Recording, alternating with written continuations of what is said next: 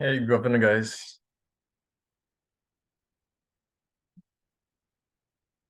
Yep.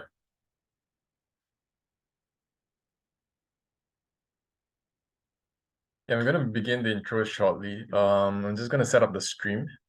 If you guys can see the screen well, please put up a thumbs up, or if not, please state in the chat if you have any issues with the display, the visual or the audio. Okay. Yeah, I think we're all set.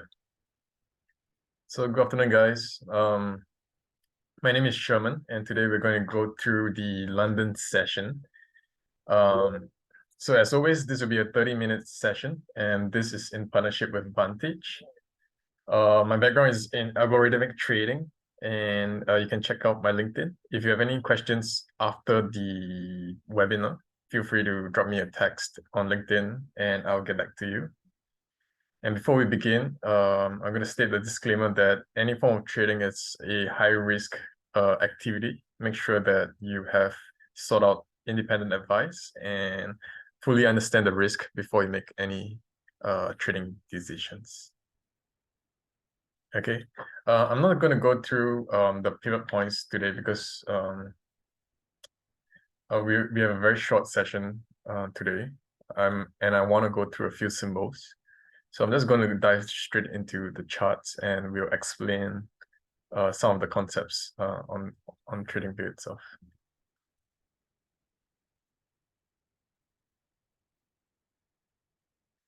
Okay, so the tool that I'm using, it's TradingView. And we're gonna start off with the usual symbols: gold, euro dollar, and then the S&P 500. Okay, so as always, we can begin off with the indicator that we're using. It's called Wings Pivot. So if you want to use the indicator as we go along, you can go under the indicator option here, type in pivots. There are a range of pivots that you can use, but the one that I'm using, it's Wings Pivot. Okay.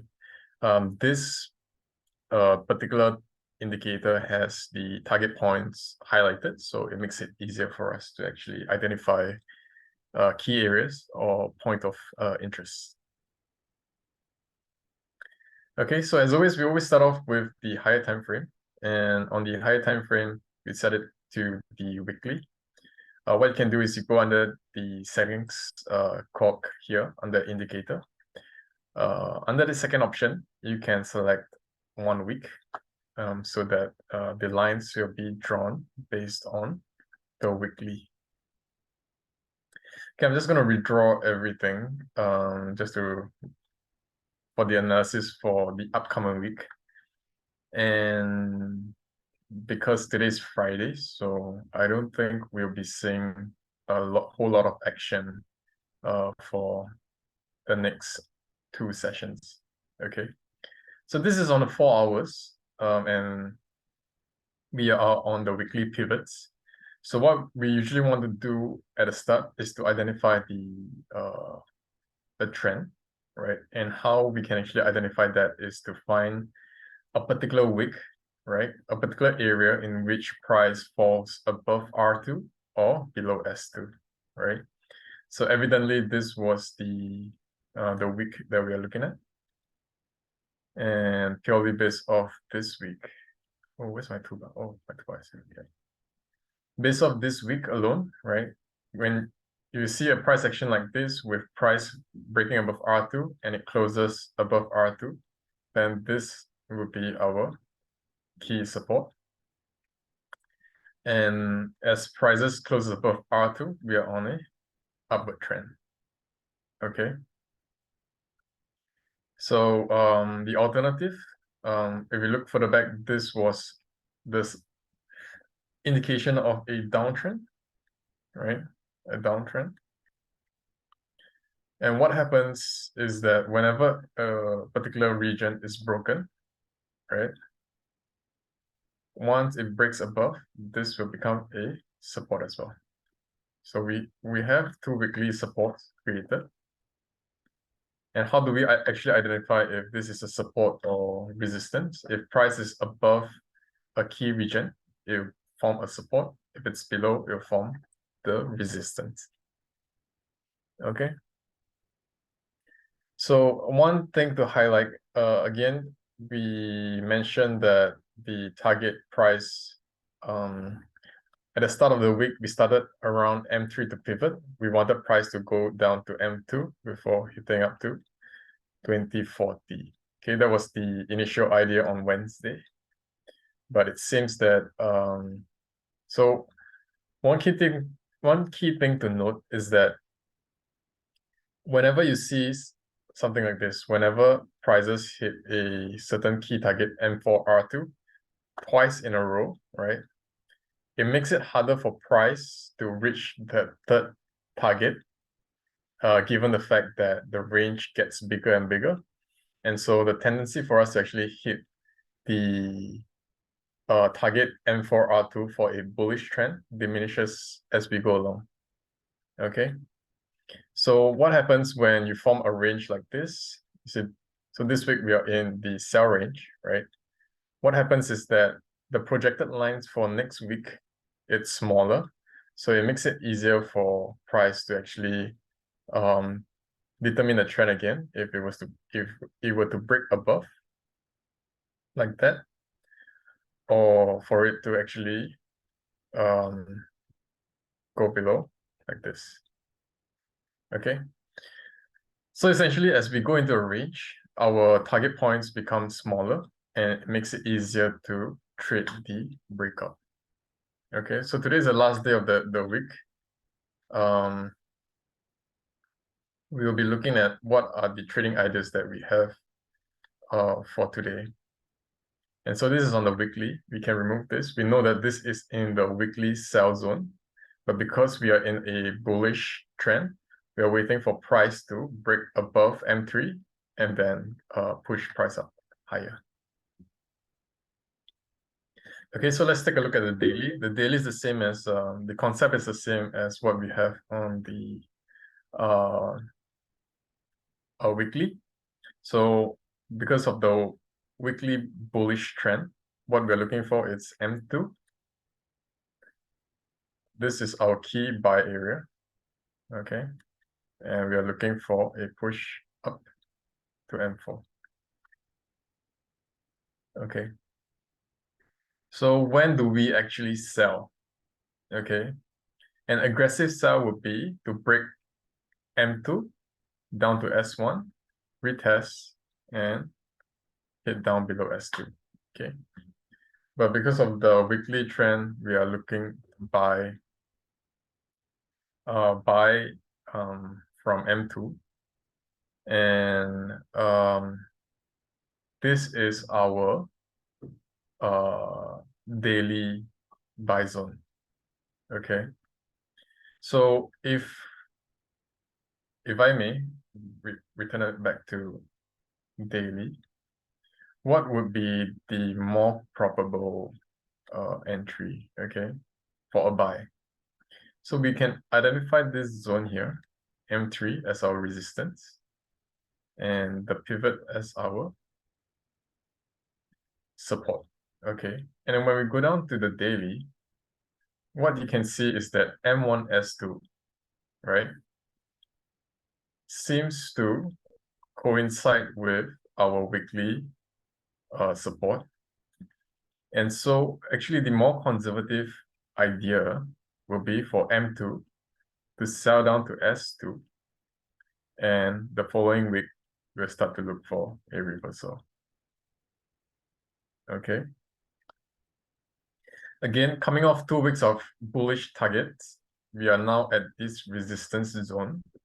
So buying at this level here, it's very aggressive, right? So if this is an event-driven, tonight there's an there are events as well, and tonight's event is core PCI index, PCE index, right? So what happens is that if we see dollar will strengthen if personal income or personal spending increases, right? So then we might see a push down to this level, right?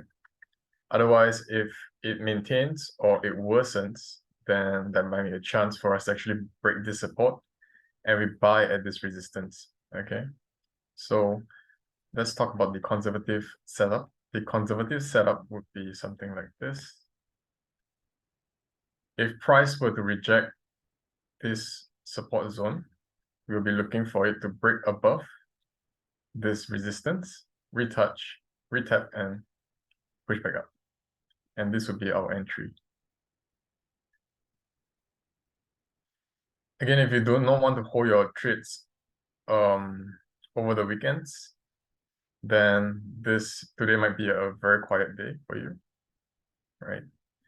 Otherwise, for us to actually scalp the sell would be something like this: break below M2, retest, and target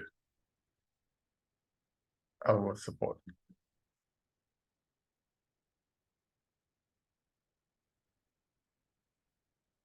Okay, and can we actually plot this out with the H4? Okay, let's go down to the 5 minutes. With the H4 pivots, you can see that the M1, S2 it's in line with our daily buy zone. So now it would still be, we will still continue to sell. And by the end of the 4-hour, the expected, because we started from M3, our expectation is M1, S2. Okay, we've broken a few support here, right? So expectation is that price will continue down to this level before we can buy up again. Okay, if you're aggressive, this is your buy zone. Once it taps into here, you find a pin bar candlestick, you can start to buy. All this liquidity, right? This was where your zigzag pattern formed the lowest low, right? So this is where buyers start to come in and with the stops below.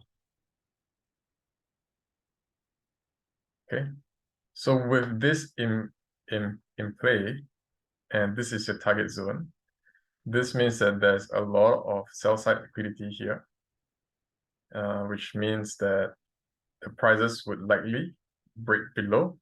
If it were to enter into this range, it's less likely that prices will reject this immediately. We will look at prices going below, and then we might see a retest for it to go down lower. Okay. This is contrary to the weekly bullish narrative, but for us to actually continue our bullish narrative on the weekly time frame, we will need prices to get down to at least so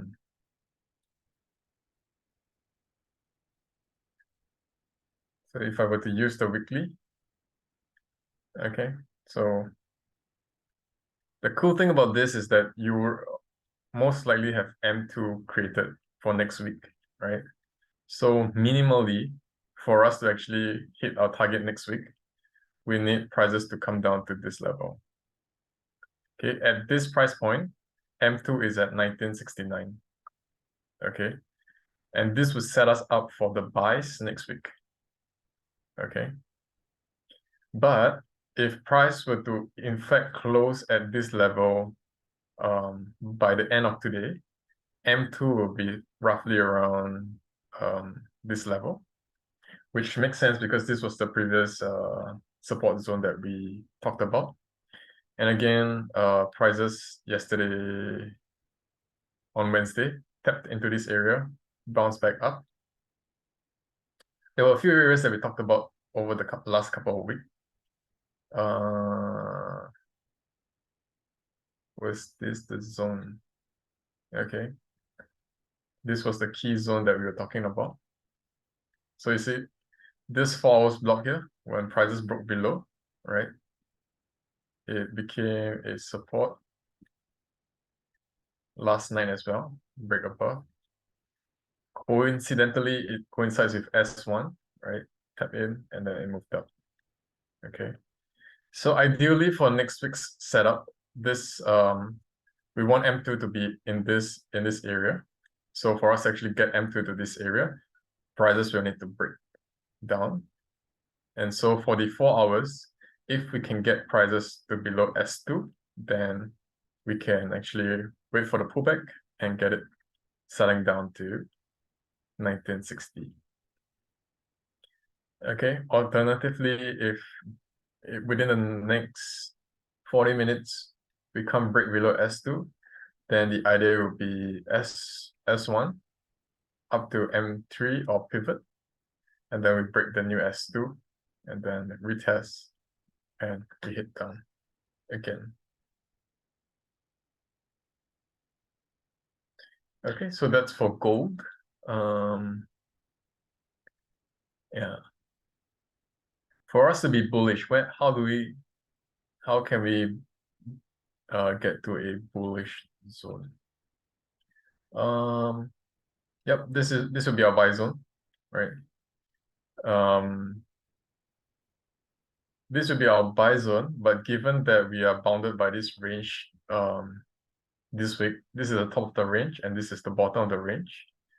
If you were to measure the 50%, right? So you get that ruler out, right? From here, you measure it down to this level, right? This would be anything below this line would be our discounted zone. Okay, so would you want to buy here? It would be very risky, right?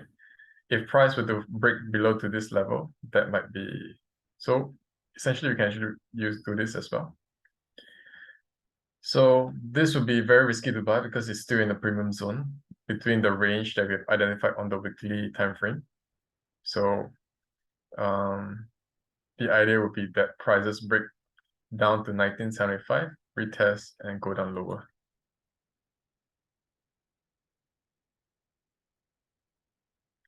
Okay, let's look at euro dollar, another very interesting pair. Okay, so euro dollar spiked up, came back down, broke this trend line. Right, so there was this trend.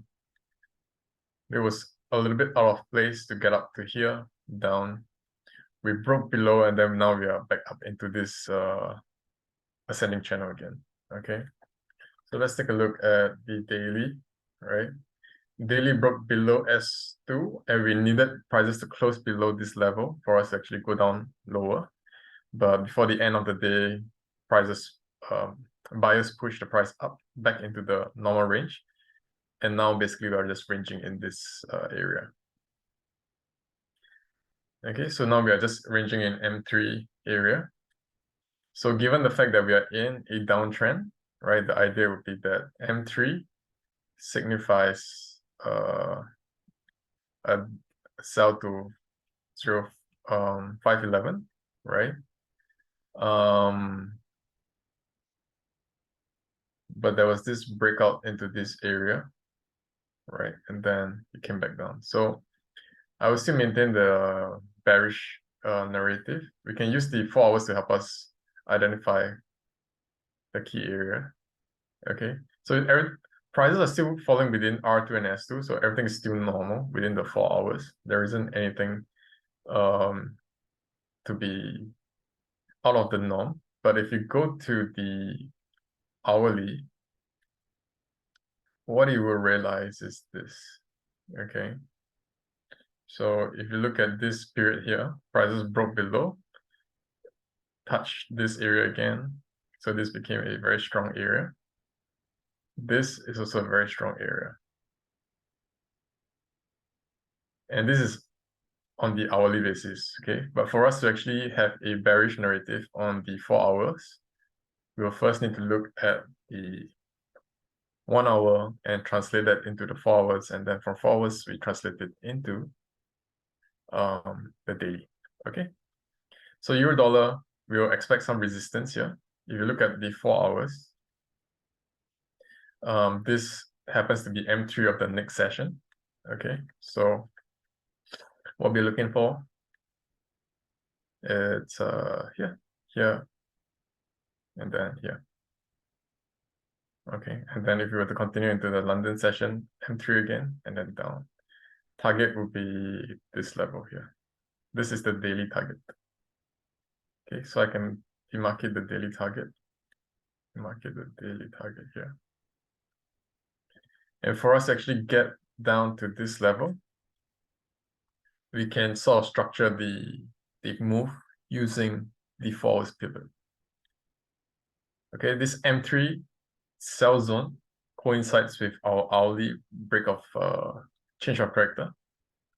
So this would be a very strong selling zone, and our target would be M1. Liquidity is sitting here, which means that whenever prices hit this line, this trend line liquidity, right? There are all the stops, the buyers sitting above here, and there are sell stops below. So once prices break to this level, it is more likely that it will flow, waterfall down into our target area, retrace, and then back down here again. Okay. Okay, what's the alternative bullish move? Okay. So this is almost set in stone, right? This is where our bullish entry is. And if you can see, this is a common point, right? And it might be that the bullish narrative would be a rejection of this zone up, back down to this, and then we target this level here. So for this bullish momentum to happen, this has most probably got to be events driven.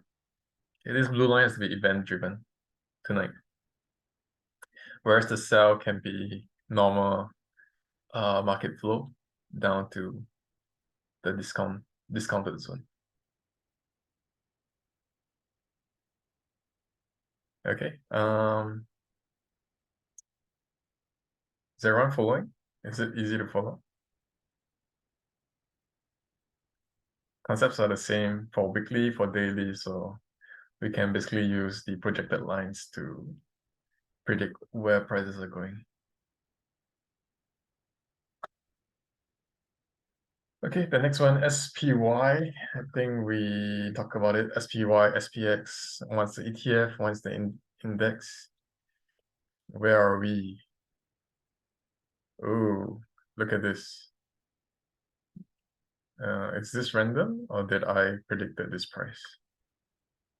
Okay. So let's take a look at the SPY. Okay, this is the daily. Let's look at the weekly. Oh, what's this? This is the weekly target. And we are on the weekly target. Cool. Okay. It did not get up to as high as we wanted to be, M3 or R1. But how do we know that this was the we could have started selling here, right? Because of the gap down here, right? So this daily block would have been bearish, followed by this bearish block that would have been bearish. And again, a couple of days that we see M3 sell, target was M1. This went up to R, okay, but the following day, M3 sell, target M1. And because of this, we broke. This became our resistance zone. So target M3 as well. Okay, so essentially on the daily, because of this closing, this would have become our resistance zone. And so ideally, because of us hitting the target today, I mean this week, right? Again, this week we have already hit the target. S2 M1, right? Two scenarios. One is that we break below S2 for a super bearish end of the week, and then next week we'll be selling again. Red. Let's keep it red for sells. Okay. Otherwise, this area has to be retested. So we will probably range here, down, down, down. Okay. So this is the alternative.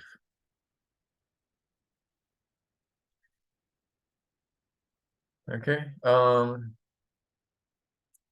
I'm not sure if this is common in indices, right? But usually when the target has been reached, the tendency for the last trading day would be to aim for the pivot. Right? Get back into the premium zone and then sell again next week. Okay. But for us to actually get there, we have to make sure that we are following the same patterns on the 4 hour. Okay, so if the 4 hours, within the first 4 hours, we break above R2, then we'll be bullish up to the weekly pivot. Okay, so say for example, we break above R2. Once we break above 417.5, we can basically look at this kind of pattern, retest into this zone and then move up. Okay. Otherwise, if we see a pattern like a more common one would be for it to tap this zone, fake out, break below, retest, and then we go down again. Okay, this would be quite common as well.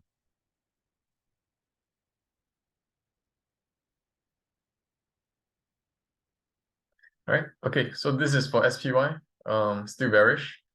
We are bearish till we get above. So if this week we can get above R2 M4, right? We'll only be bullish when it does this, which is highly unlikely. Or if we break above this level here, break above this level here. Yeah. And you see this zone here again coincides with the zone that we last saw it broke. So it gapped down, came back up to retest this level. And so if we were to be able to get back to this level, that it's a bullish momentum. All of the sell sentiment here are wiped out by the bullish move. Okay. So next week, a smaller range, but it gets us easier. Above 427 will be a bullish narrative. Otherwise, the easiest way for SPY to move is to hit down to 405. Okay, I'll just go through one last instrument. The Bitcoin. Pound dollar, pound yen. Or do I have pound yen? Okay, let me get pound yen out. Pound yen. Pound yen is another very volatile pair. So all right, nothing much to talk about pound yen actually. So largely still driven by the yen movement, right? The depreciation of wait, this is pound yen. Yen is still very much in play. So you can see all of these spikes. We spoke about this yesterday on dollar yen. So we keep seeing all of these spikes, and these are all largely due to the fact that it is affected by yen pairs, yen. And so everything is still within the normal range between R2 and S2, right? And the last one that we actually see it break below would have been somewhere here.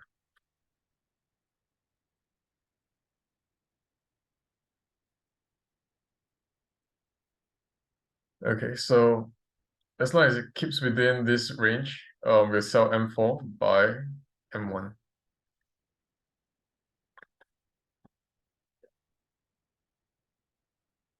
Okay, start of this week, right? This was the target for the buy zone. it didn't get down to M2, right? But once it hits, it usually goes back to the pivot, and now we'll be ranging around this area.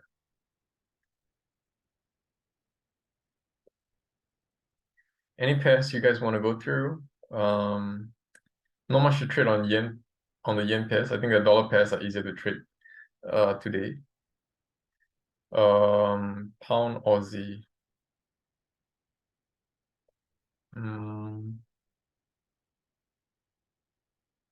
Pound Aussie.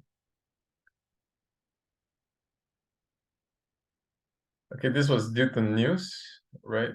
Went back up to the, this was the target as well. M1 was the target. Went back up to the pivot, and now we're back down to M1 again. This is for the weekly. This was affected by RBA news. Okay, if you look at all the Aussie pairs, right? It was affected, right? Aussie pairs, Aussie Kiwi. I think this was a push-up. Okay. Yeah. So for Aussie, it's actually the same across the board with other central banks, right? Central banks are basically halting their interest rates hike. So when this happens, that actually causes some form of volatility across pairs with very differential swap rates. Okay. Yeah, let's go through maybe Aussie dollar. That's kind of like the common one. Okay. Let's remove all of this. Okay. So weekly we started M2 on a bearish momentum.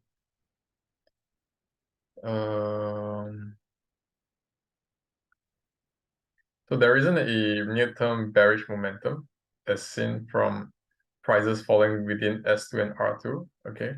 The only one that comes close would be here, here, and that's all like within the range that we are playing with right now. So on the weekly, we would say we'll sell around this area, but there isn't really a deterministic support region, right? So all we can do is to base off the pivots, the projected lines. So it's either S1 buy, M3 buy, M1 buy, or S2 buy for this week. Okay. So otherwise, what would we have expected would be for prices to hit up to M3, target M1. Okay. And of course, this was due to the news for Aussie dollar. It tapped into M4, which was the target. And this was the resistance zone. So that was probably the trade of the week.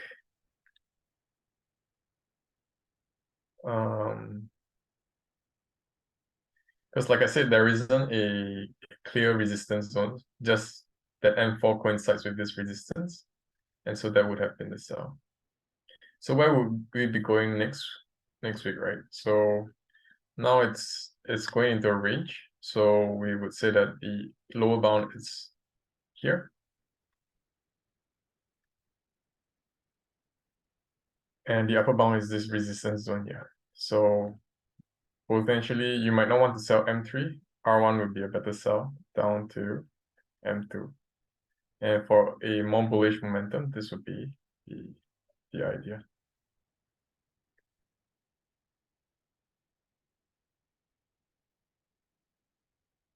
For today, if we're just looking at Aussie dollar for tonight, I wouldn't expect too much movement for Aussie, maybe more for dollar. So there might be other pairs that will be easier for us to trade. Pound dollar, euro dollar.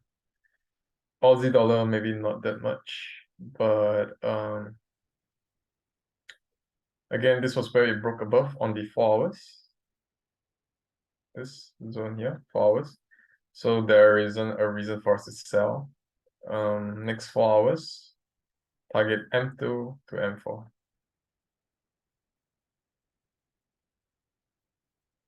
Okay.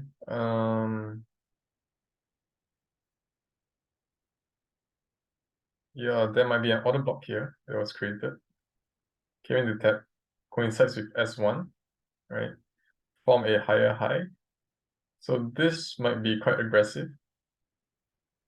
S1 up might be better. So price retrace back to S1 and then target M4. Okay, once price breaks below S2, okay, once it breaks below S2, then we are in a sell mode. And then this is our. And it's okay for us to actually get stopped out once or twice because our risk to reward ratio is high. So if you get stopped out once, twice, the third trade that you take, this sell trade will cover and cover plus increase your profits also. As long as you keep your risk to reward at least 1:2. So let me just give you an example, right? So when you do a sell here, stop loss above this supply zone, right? And your target's here, it's 7.66. Right? So same thing for this. When you do M2, stop loss below S, your target is M4. This is 3.69. Second entry is basically you layer these two entries because you're in a bullish momentum. This is 15.5. Okay, stop loss will be the same because we know that once it goes below S1, we can invalidate these two trades. Ooh, gold just made a move. So if you look at gold, oh, not much of a move. Okay. But we're still looking for a down to the discounted zone before we start buying again. So yeah, this is still in line with our idea. All right, with that, I think we've covered quite a bit. We covered some dollar pairs, gold, SPY, yen pairs as well. So yeah, I think today will be much more of a muted day. So I'll see you guys again next week, next Wednesday, and we'll go through again the gold and euro dollar and see if some of these setups actually pay out. Okay, again, if you have any questions, feel free to reach me on LinkedIn. I will answer those questions as and reply to you guys as soon as possible. All right. With that, I think that's the end of the webinar, and I'll see you again in the next one.